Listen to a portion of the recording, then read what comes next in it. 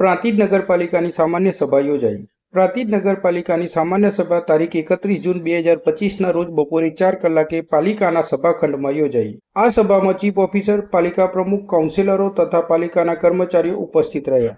સભામાં 14 એજન્ડાના મુદ્દાઓ પર ચર્ચા થઈ, જેમાં વિવિધ વિકાસલક્ષી અને પ્રશાસનિક બાબતોનો સમાવેશ હતો। ચર્ચા દરમિયાન વોર્ડ નંબર 5ના અપક્ષ કોર્પોરેટરે પ્રથમ 3 મુદ્દાઓ પર વિરોધ દર્શાવ્યો, જ્યારે અન્ય કાઉન્સિલરોએ આ મુદ્દાઓ પર સહમતિ દર્શાવી। છેલ્લા 4 દિવસથી વિરોધની ચર્ચા લોકમુખે ચાલી રહી હતી અને સભામાં તણાવની સ્થિતિ સર્જાશે તેવી અટકળો ગત રાત્રેથી ચાલતી હતી। જોકે કંઈક કારણોસર બધું શાંતિપૂર્ણ રીતે આગળ વધ્યું અને સભા કોઈ મોટા વિરોધ વિના પૂર્ણ થઈ। આ સભા દ્વારા પ્રાંતિજ નગરપાલિકાએ વિવિધ વિકાસલક્ષી નિર્ણયો લેવાની દિશામાં આગળ વધ્યું।